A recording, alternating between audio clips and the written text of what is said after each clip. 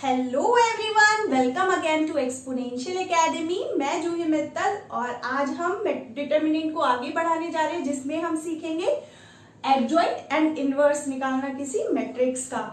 Adjoint और inverse निकालने के लिए मस्ट है, हमने इससे प्रीवियस वीडियो देखी हो जिसमें हमने सीखा था माइनर्स एंड कोफैक्टर्स निकालना।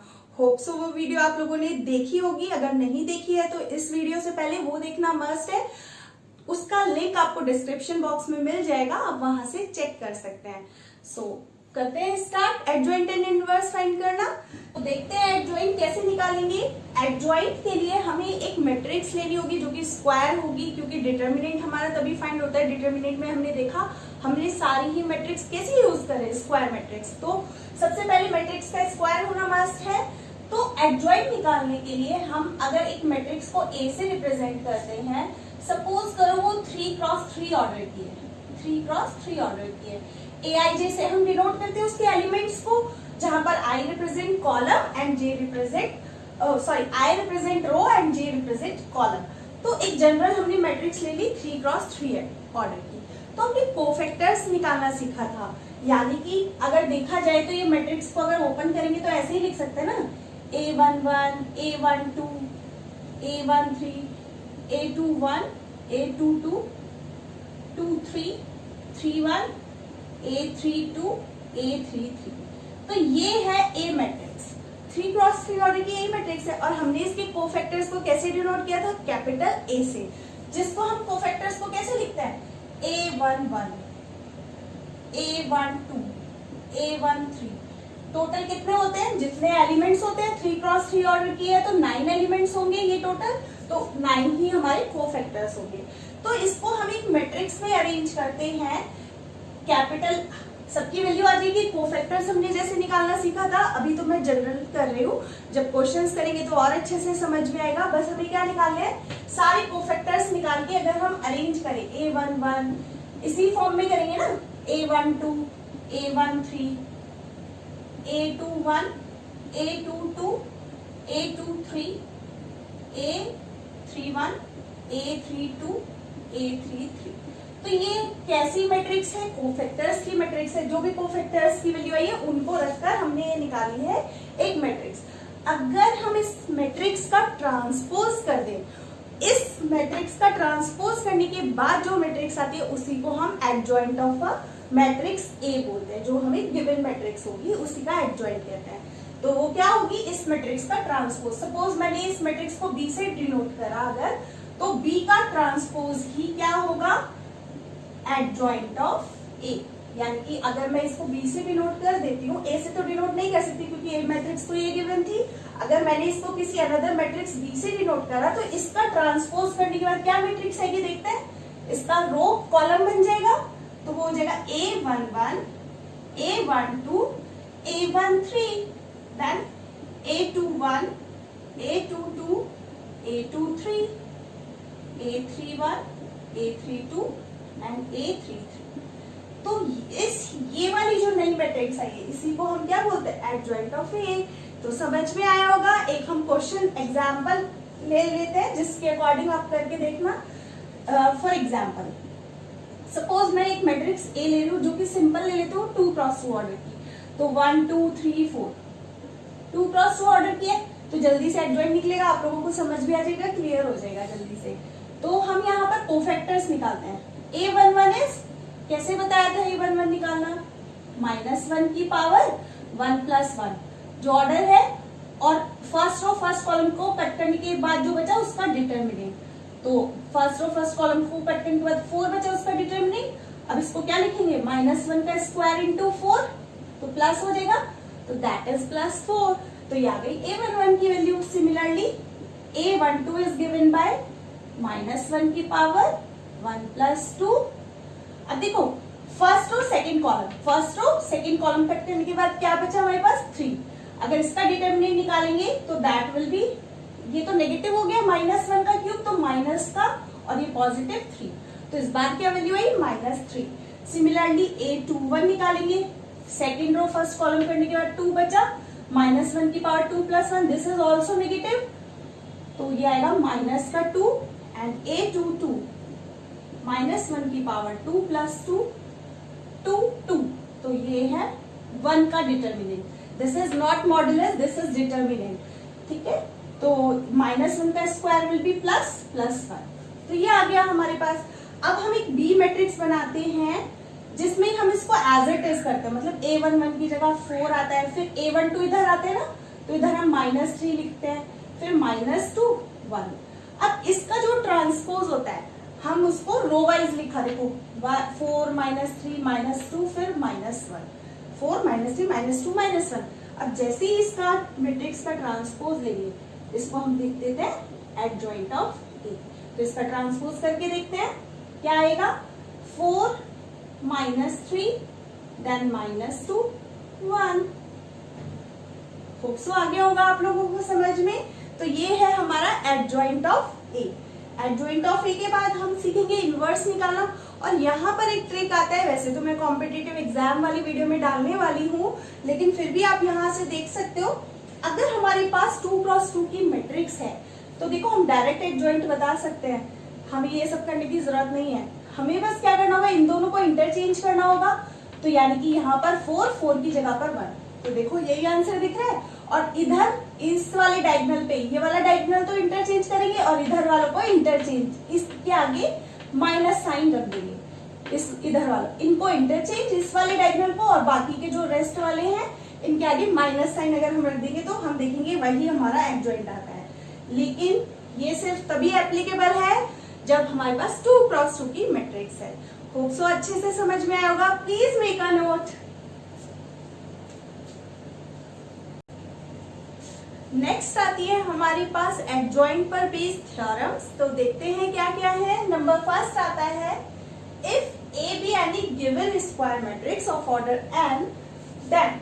अब ए कोई मैट्रिक्स है जो कि स्क्वायर मैट्रिक्स है, कोई ऑर्डर की होगी, ए इंटू एडजॉइंट ऑफ ए. अभी मैंने दिखाया था एक ए मैट्रिक्स थी, उसका एडजॉइंट कैसे निकालते हैं. तो अगर हम उन दोनों की मल्टीप्लाई करेंगे ना, ए मैट्रिक्स की जो कि गिवन मैट्रिक्स है और उसी के एडजॉइंट की जब हम मल्टीप्लाई करते हैं, तो ए इंटू एडजॉइंट ऑफ ए या एडजॉइंट ऑफ ए की ए से, एक ही बात है. ए की गिवन मैट्रिक्स की उसके और एडजॉइंट से, या एडजॉइंट की मैट्रिक्स की उसी से, उसी मैट्रिक्स से मल्टीप्लाई करते हैं. गिवन ए मैट्रिक्स, उसी का एडजॉइंट, या फिर एडजॉइंट और वही गिवन मैट्रिक्स, तो वो हमेशा किसके इक्वल आता है, ए के डिटर्मिनेंट की आई मैट्रिक्स में मल्टीप्लाई के. जहां पर आई क्या है, आइडेंटिटी मैट्रिक्स सेम ऑर्डर की, जो भी ए मैट्रिक्स का ऑर्डर होगा. मतलब, और ये मोस्ट इंपॉर्टेंट रिजल्ट है, इस पर बेस बहुत सारे क्वेश्चंस आने वाले हैं. और यहाँ से कॉम्पिटिटिव एग्जाम का भी ट्रिकी क्वेश्चन बनता है, जो कि करना मस्ट है, यहाँ पर समझना मस्ट है इसको. तो देखते हैं क्या है. तो ए इंटू एडजॉइंट ऑफ ए हमेशा किसके इक्वल होता है, जैसे हमने वीडियो वो पढ़ा है ना, A B is equals to B A is equals to I, पढ़ा है ना इस टाइप का, A B B A is equals to I. तो ये भी वैसे ही समझो, A B A is equals to I, कुछ कुछ उस टाइप का. प्रॉपर अभी नहीं बोलेंगे हम. तो हम यहाँ पर अगर ऐसा होता था तो हम क्या बोल देते थे, ए का इनवर्स बी का इनवर्स ए, ये रिजल्ट पर. लेकिन अब इसी टाइप का कुछ अलग हमें दिया हुआ है. हमें क्या बोला गया है, अभी हमने एडजॉइंट निकालना सीखा था जिस मैट्रिक्स का, तो अगर उस मैट्रिक्स की मल्टीप्लाई एडजॉइंट में करें तो उसकी जो वैल्यू आने वाली है वो कैसे आने वाली है, आइडेंटिटी मैट्रिक्स में बस उसका डिटर्मिनेंट की मल्टीप्लाई कर दो. तो ए मैट्रिक्स का डिटर्मिनेंट निकालना तो इजी है ना. अभी करेंगे हम इस पर बेस्ड क्वेश्चन, जो कि मोस्ट इंपॉर्टेंट रिजल्ट है, ये नोट डाउन करना है. नेक्स्ट आता है हमारे पास theorem number 2, if A and B are non singular matrix. तो पहले तो हम देखेंगे नॉन सिंगुलर और सिंगुलर मैट्रिक्स होती क्या है. सिंगुलर मैट्रिक्स होती है, सबसे पहले मैं बता रही हूँ सिंगुलर मैट्रिक्स. तो सिंगुलर मैट्रिक्स होगी हमारे पास, singular matrix, singular matrix is कोई भी matrix, a matrix, square matrix, N cross N order की, उसको हम सिंगुलर बोलेंगे अगर उसका डिटर्मिनेंट इक्वल टू 0 आ रहा. हम उस मैट्रिक्स का डिटर्मिनेंट निकाल के देखेंगे, अगर वो 0 आ रहा है तो that is called singular matrix. यानी कि ये ए मैट्रिक्स क्या हो गई, सिंगुलर मैट्रिक्स. इजी. और नॉन सिंगुलर मैट्रिक्स पता ही चल रहा होगा, नॉन सिंगुलर मैट्रिक्स इज अगर डिटर्मिनेंट जीरो नहीं हो, इसी का डिटर्मिनेंट निकाला, अगर जो ए मैट्रिक्स है अगर उसका डिटर्मिनेंट जीरो नहीं आया तो that means non singular matrix. Not equal to zero तो non singular, equal to zero तो सिंगुलर मैट्रिक्स। तो बस हमें क्या करना है, ये रिजल्ट भी मोस्ट इंपॉर्टेंट है क्योंकि इस पर बेस हमारी जो थ्योरम नंबर 4 आने वाली है, this is most most most important. ठीक है, होप सो सिंगुलर और नॉन सिंगुलर अच्छे से समझ में आया होगा। बस जो मैट्रिक्स दी हुई है उसका डिटर्मिनेंट निकाल के देखो, अगर जीरो आ रहा है तो सिंगुलर, अगर जीरो नहीं आ रहा तो नॉन सिंगुलर। तो अब थ्योरम नंबर 2 कहती है if A and B are non singular matrix means A का डिटर्मिनेंट निकालो वो भी जीरो नहीं आएगा, बी का डिटर्मिनेंट निकालो तो भी जीरो नहीं आएगा। ना तो ए जीरो है ए का डिटर्मिनेंट, ना तो बी का डिटर्मिनेंट जीरो है, दोनों ही सेम ऑर्डर की मैट्रिक्स है। मतलब अगर ये 2 क्रॉस 2 की है तो बी भी 2 क्रॉस 2 की है।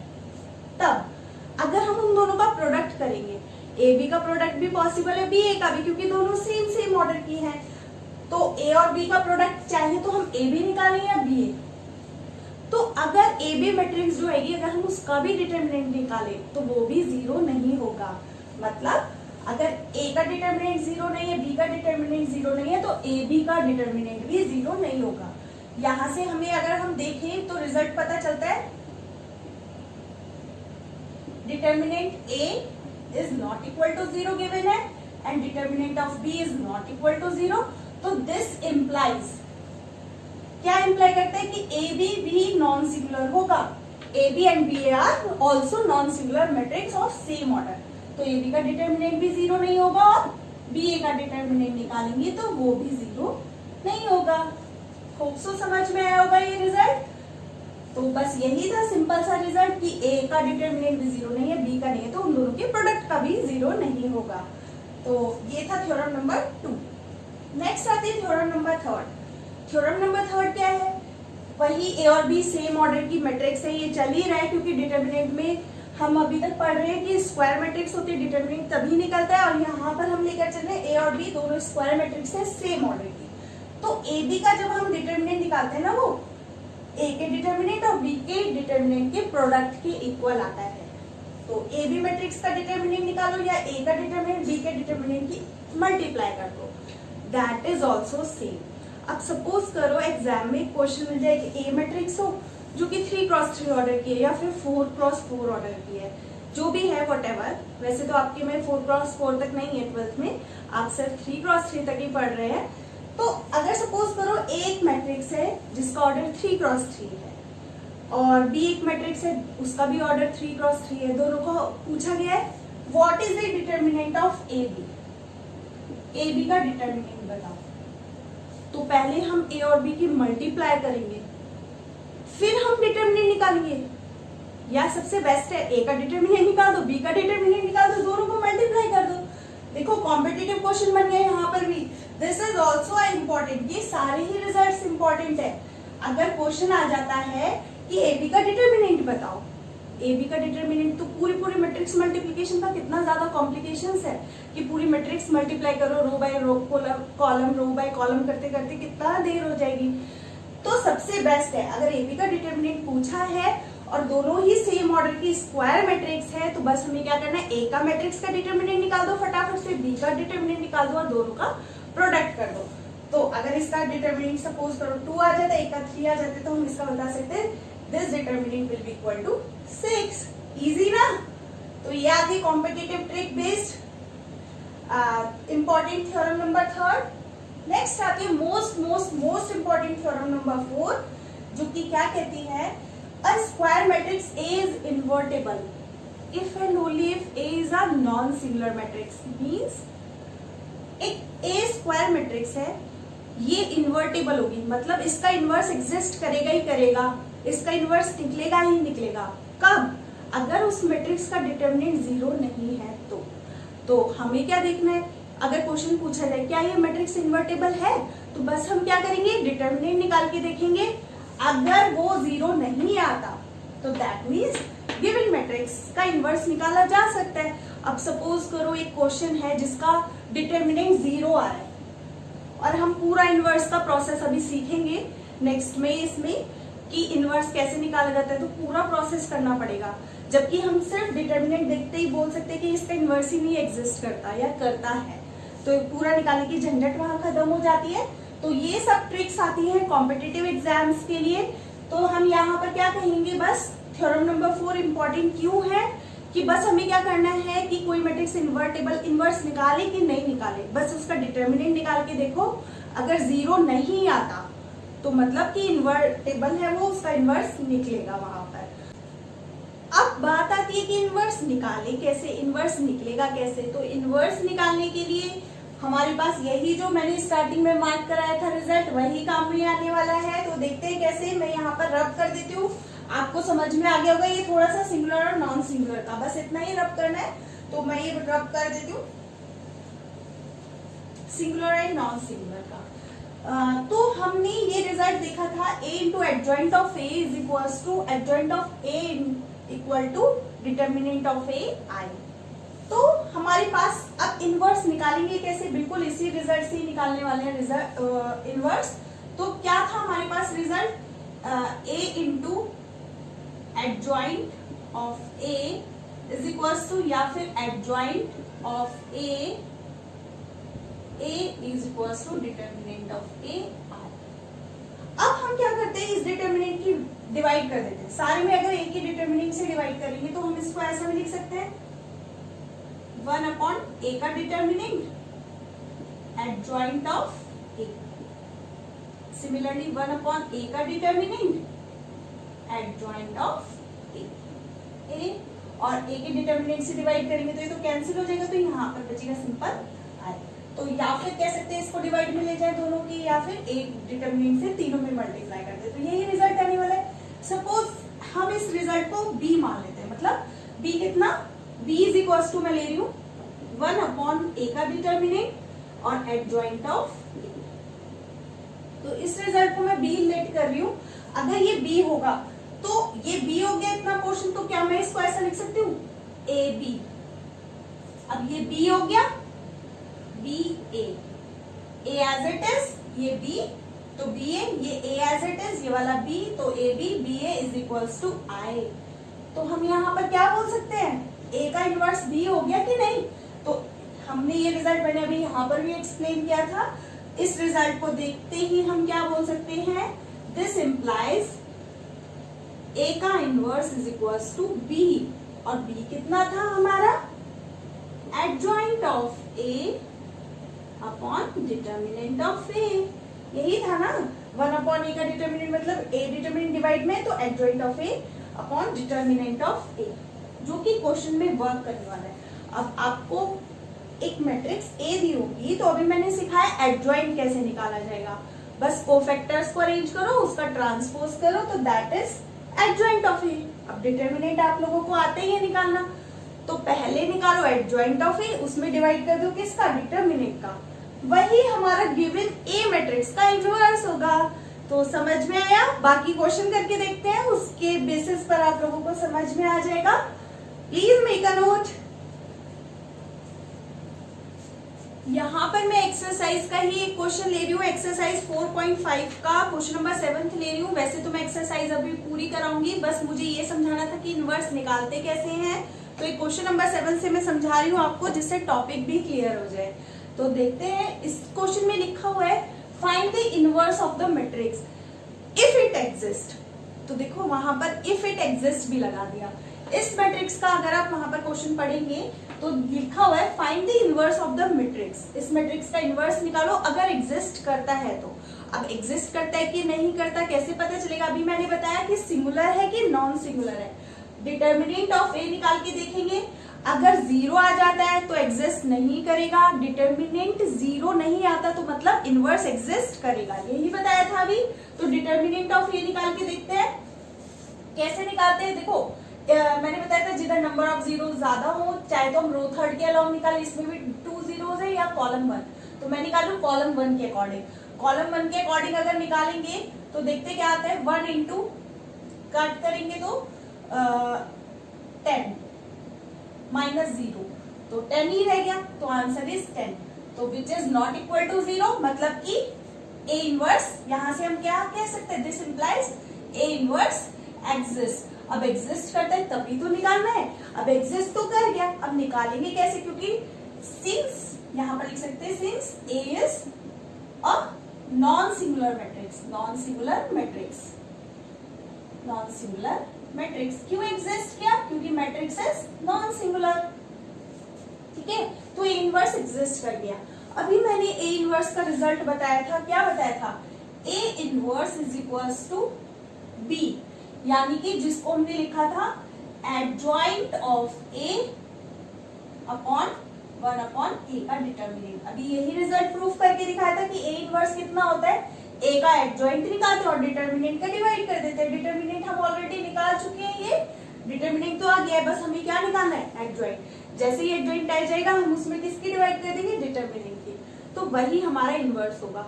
और देखो यहां से एक इंपॉर्टेंट चीज पता चलती है, अगर ये डिटर्मिनेंट ही 0 हो जाता तो डिवाइड में 0 मतलब नॉट एग्जिस्ट ना यहाँ पर। तो अभी यहाँ पर इसकी भी कंडीशंस है कि अभी ये कब एग्जिस्ट कर सकते हैं कब नहीं। फिलहाल तो यहाँ पर हमें क्या करना है कि डिटर्मिनेंट को 0 नहीं होना मतलब इनवर्स तो एग्जिस्ट करेगा ही करेगा। तो ए का डिटर्मिनेंट क्योंकि 0 नहीं है तो इनवर्स एग्जिस्ट करेगा, तो एडजॉइंट ऑफ ए निकालना रह जाता है बस। तो एडजॉइंट ऑफ ए निकालेंगे हम, और डिटर्मिनेंट ए निकाल चुके हैं, तो देखते हैं कैसे निकालते हैं एडजॉइंट ऑफ ए। मैंने बताया था सारे कोफैक्टर्स निकालो, उसको एक मैट्रिक्स में अरेंज करो, उसका ट्रांसपोज कर दो, वही हमारा क्या होता है एडजॉइंट ऑफ ए। तो निकाल के देखते हैं। सबसे पहले मैं निकाल रही हूँ इधर A11। एडजॉइंट के लिए कोफैक्टर्स निकालने पड़ेंगे, जिसको क्या लिखते हैं -1 की पावर 1 + 1 एंड डिटर्मिनेंट किसका, फर्स्ट रो फर्स्ट कॉलम करने के बाद जो बचा डिटर्मिनेंट, तो 2405 2405। अब देखो -1 का square that means plus and 5 to 10 और ये 0 हो जाएगा, खत्म। तो A11 की वैल्यू आ गई 10।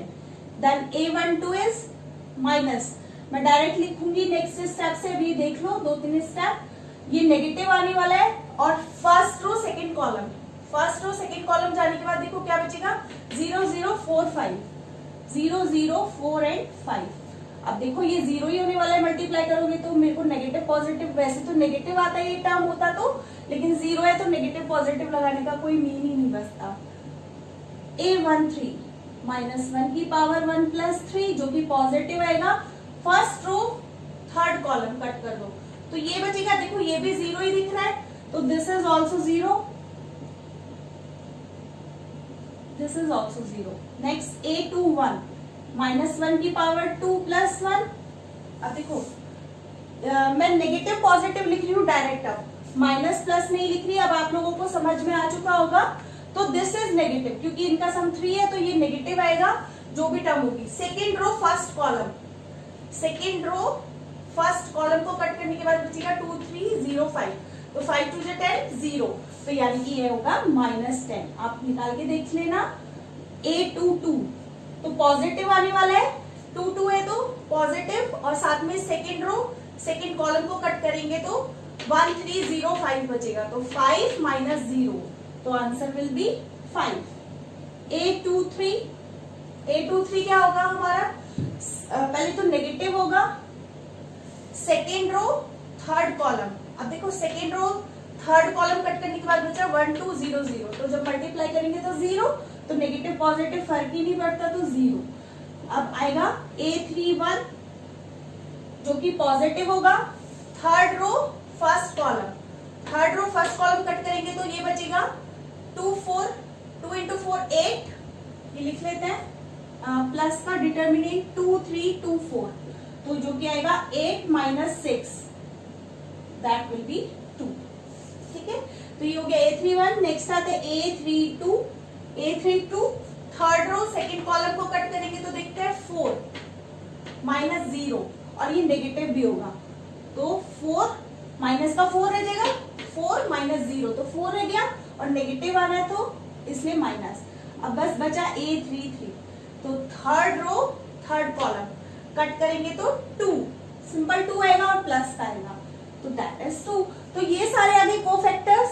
अब मैंने बताया था एक मैट्रिक्स में इनको अरेंज कर लेते हैं जिस वे में निकाला है, रो वाइज 10 0 0 10 0 0 -10 5 0 -10 5 0 2 minus 4 2 minus 4 2।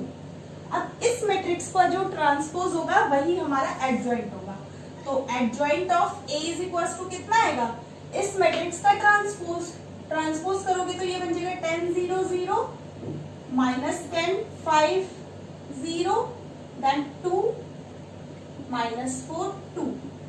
अब देखो ये हमने रो वाइज लगाए थे, अगर हम इनको कॉलम वाइज लगा लेते ना डायरेक्ट 10 0 0 कॉलम वाइज, देखो 10 0 0 माइनस 10 5 0 और 2 माइनस 4 2, अगर ये हम लगा लेते डायरेक्ट कॉलम वाइज तो वही हमारा डायरेक्ट एडजॉइंट होता, तो वहां पर ट्रांसपोज करने की जरूरत नहीं थी क्योंकि हमने ऑलरेडी उसको ट्रांसपोज फॉर्म में लिखा हुआ है। तो कुल मिला के एडजॉइंट ये होता है, अभी हमने बताया बस एडजॉइंट निकल गया, डिटरमिनेंट निकल गया, तो A inverse will be what, A inverse is equal to कितना होता है, adjoint of A upon 1 upon A का डिटरमिनेंट। तो देखते हैं 1 अपॉन डिटरमिनेंट कितना आया था 10 और adjoint of A is this matrix 10 minus 10 2 0 0 5 minus 4 0 and 2। तो ये आ गया हमारा ए मैट्रिक्स जो कि गिवन मैट्रिक्स थी उसका इनवर्स। तो इनवर्स निकालना सीखा हमने जो कि एडजॉइंट पर बेस्ड है, और इससे पहले हमने कोफैक्टर्स निकालना सीखा था, कोफैक्टर्स को अरेंज करके हमने एक एडजॉइंट निकालना सीखा। एडजॉइंट को अगर हम डिवाइड कर देते हैं किससे, डिटरमिनेंट से जो कि नॉन जीरो होना चाहिए, तो हमारे पास क्या आ जाता है, गिवन मैट्रिक्स का इनवर्स। होप सो समझ में आया होगा, प्लीज मेक अ नोट। तो यहाँ खत्म होता है हमारा adjoint and inverse of a matrix. Hope so आप लोगों को बहुत अच्छे से समझ में आया होगा। अगर अभी भी कोई क्वेरी रह जाती है आप मुझे कमेंट सेक्शन में लिखकर पूछ सकते हैं, और वैसे तो हम अभी इसकी एक्सरसाइज करेंगे, तो अगर कोई क्वेरी रहती भी है तो वहां से क्लियर हो जानी चाहिए। तो मोस्ट इम्पोर्टेंट टॉपिक था ये वाला हमारा, कोफैक्टर्स निकाल के अरेंज करने को हम एडजॉइंट बोल रहे थे, और डिटरमिनेंट हम पहले से ही सीख चुके थे जिसको डिवाइड करके हमने इनवर्स निकालना सीखा। और सबसे मोस्ट इम्पोर्टेंट थी यहाँ की प्रॉपर्टीज जो कि कॉम्पिटिटिव एग्जाम या फिर आपके 1 मार्क क्वेश्चन के लिए मोस्ट इम्पोर्टेंट है। तो थैंक्स फॉर वॉचिंग।